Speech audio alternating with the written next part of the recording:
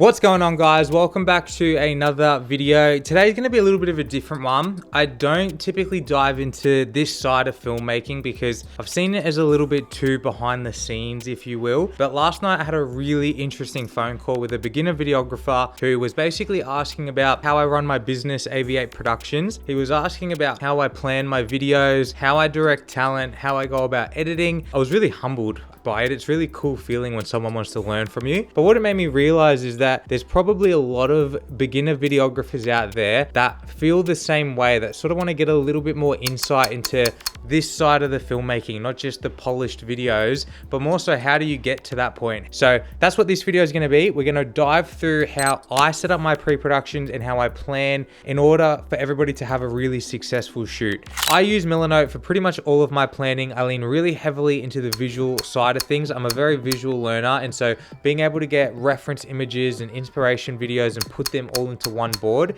works really, really well for me and even the clients I've worked with. I want them to be able to open up my board and kind of see the tone for the video pretty much immediately. They don't have to read through a bunch of docs. They can see the inspiration videos, they can see the images that I've found, sort of understand the tone, and then the more they deep dive, the more they're going to obviously find out about the video. The first thing I always start off with is mood and references, and basically this is where I go and find as much inspiration as I can. I'll go through and find inspiration videos, reference images, frames from other videos, anything that helps sort of communicate the tone of the video we're trying to recreate. I'll throw onto this mood board. It doesn't need to be super clean just yet, but anything that'll help communicate the tone to me, my clients, and the talent goes on the mood board, and then we sort of sift through and figure out what we need and what we can get rid of. From there, I'll start building out the concept and the narrative, and you should have a pretty good understanding by now of what this video is going to be. You've been speaking to the clients, you know their pain points, you know what they're trying to achieve, you've got all your inspiration images and videos and stuff. So now it's figuring out, okay, this is what my client wants, this is where we want the video to go. Let's kind of build out this concept now and actually create a good story that's going to make for a really, really good video. It doesn't need to be polished just yet, but just even a simple story arc so that you know where the video is going, and anyone that looks at the mood board can just sort of go through and look at that and be like, okay, this is the goal for the video, understood. Next is locations, and this is a really important aspect that I don't think a lot of people put enough effort into. I bet you that a majority of those reference images that most people find, the inspiration videos, they like because of the location. It is so important in videos, and finding the right one is not an easy task. So make sure you put a lot of effort in, make sure you do your due diligence, find one that works for you, and have backups. Fucking Melbourne, man. Fucking Melbourne. Melbourne has absolutely stitched us up with this weather, but we're making it work anyway. Sometimes things will go wrong. You might go there and it's busy if it's a really popular spot, or there could be construction going on. That's happened to me a few times, or maybe the light's not hitting it how you thought it would. It's really important to not only have a good location in mind, scout before you go there. A trick that I've been doing is using my Apple Maps. I'll just type in the address and hit the little camera icon and sort of scope it out on Apple Maps. Doesn't work as well as going and actually scouting it, but gives you a little bit better of an idea. Have a location and have backups that are close by. Even if they're not as good, you'd never want to get somewhere and just be like, oh, well, we can't shoot here, what now? Next, I'll start building out the shot list, and this is the part where you can start to get really creative with the video.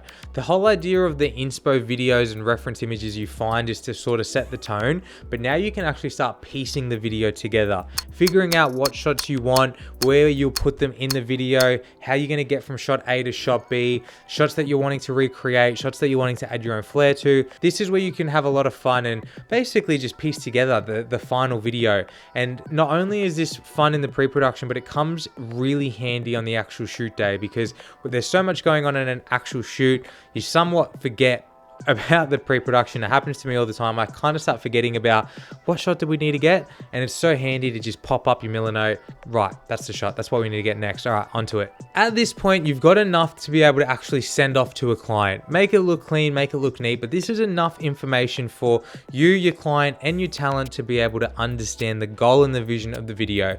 I have been lately adding a few extra things like logistical stuff that I think is really appreciated, and just it's a little extra step that goes a long way. So one thing I've been doing is getting all the contacts information of everybody and putting that on the mood board. This just helps, especially if you're shooting in remote areas where reception is down or whatever, or maybe if your talent just want to talk to each other. They want to talk about what clothes they're going to bring, what wardrobe they're going to bring, and they don't want to have to use me as the middleman. It's just good to have everyone's contact information handy so people can just contact each other without reaching out to the whole group. Another thing I've been doing is adding a clear schedule for the day. Having a schedule that everyone can sort of look at and just align on has been really, really helpful. But one thing I've also been doing is adding buffers to that schedule, because things just happen on client shoots, things happen on these productions, and it's pretty hard for everyone to follow the exact same schedule. I've just started realizing that.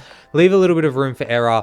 Add 30 minutes of time if you need to be somewhere before. Give your clients an extra 30 minutes, whatever it is, just add a little bit of room for error.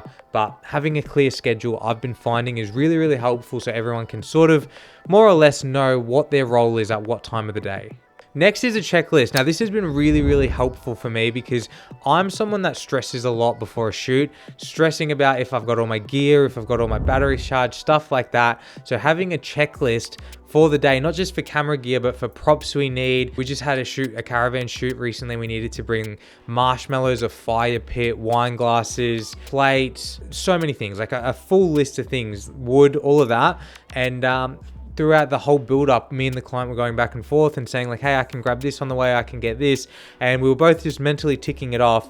And it just made it so much easier. If we got to the shoot day and we didn't have that checklist, I would have been a stress head. I don't even know if I would have made it to the shoot. So for those bigger shoots where there's a lot of props and there's a lot of things to bring, a checklist will 100% save you. Something else that I've been doing that doesn't take you long, but will go a really long way, is creating a list for your talent. Basically a talent wardrobe, telling them of ideas of what to wear, to bring a different few outfits and what those outfits will be. Creating a mood board for this as well is really going to be helpful. And again, they're going to really, really appreciate it, because as much as you can tell them about the video and as much as the inspiration videos will help them, having a section for them specifically to say, this is what the vibe that we want you to come dressed as, and here's some alternative options as well if you could bring. They're going to appreciate the heck out of you. And it's good to do that, especially if it's your first time shooting with them. What a good way to start the relationship by saying, hey, just so you know, this is the vibe that we're going for, and here's a few options that you can bring. They will appreciate you so much for doing it, and it's just going to help you out in the long run, because you're going to have your talent, one, happy that you've done it, not, I guess, less stressed, and two, they're going to come in what you want. So ticks all the boxes. I've been doing that recently on all my pre-productions, and I will not be stopping anytime soon. And there you have it. That is how I do a pre-production. If I have any more time, maybe I'll add one more note for like must-have feature shots, so I know like these are the shots we have to get. I might add a note just for the objectives for everyone for the day, but more or less, if you have done 90% of this, you have an unreal pre-production that you can send to your clients, you can send to your talent, and everyone is going to be across the board for the day. They're going to rock up and know exactly what their role is. Now, I know this can be a little bit daunting for beginner videographers out there, because you might not be charging the rates that you want to be charging just yet. So seeing something like this, you might be thinking, I'm not even making much from the actual video, and now I got to make a pre-production, like what the hell? My one piece of advice would be to remove that mindset as fast as possible. If you have that mindset, you're going to rock up to the shoot with that, and it's going to spread on set, and you're probably not going to create a very good video. The mindset you should have is, I'm going to put in all the hard yards now because I want to make a super successful video that the clients are stoked with. I want them to recommend me. I want to be able to share this video and use it as a portfolio piece. If you have the other mindset, you're going to make a crap video, they're not going to hire you again, and you're probably not even going to want to share the video, which is just going to create this awful cycle.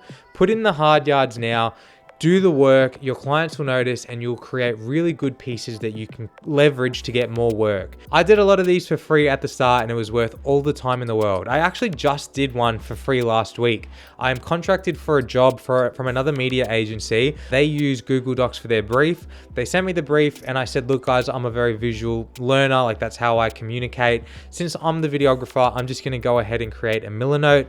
Didn't ask for any more money. I didn't need to do it, but I just did it for me. they ended up sending it to the client, and the client's really happy to see visually what the actual goal and the outcome of the video is going to be. So little things like that are going to be really appreciated. Don't count all the dollars just yet, especially if you're starting. You're gonna have to do a fair bit of work for free, but before you know it, you'll be making more than you thought you could. But that's how I structure my pre-productions. That's how I get it to a point that everybody's on the same page come shoot day. They weren't always this clean, but you do enough of them and you start to figure out your process and how you actually want them to look. But let me know what you guys think of this style of video. I think I mentioned at the start that I got reached out to by a junior videographer. This is a true story. We had a phone call and he was asking everything about my business, all about how I structure my videos, how I plan for them, and how I actually go about shooting them. And it just sparked an idea that if he's asking these questions, there's got to be a lot of other beginner videographers out there wondering the same thing. So I sort of made this video for him, but it's also a test to see how it does, because I don't typically do this style. I'm always out trying to find new locations and make them a little bit more engaging. So let me know in the comments if you like this style of video. I will make more of them. But yeah, just let me know. Hit the like, that'll also tell me. And make sure to subscribe. Hit the subscribe button. This has been like the 5th week in a row with a video. Super consistent, and we ain't slowing down anytime soon. So hit that subscribe button and let me know what you think of this style. Thanks again for watching, guys. As always, really appreciate the support. Catch you out in the next one.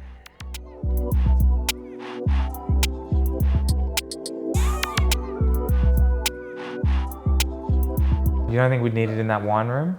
It's pretty dark in there. We're not shooting that yet. We're waiting for Rob to get the bottle of wine for us. Gotcha. No worries, but I'm not being bossy, am I? you're a little bit, but I didn't want to tell you. Kidding, dude. No, it's good. We need that spirit. If I'm being a dickhead, let me know. Yeah, I'll make sure. Well, it's all on camera, so. Yeah.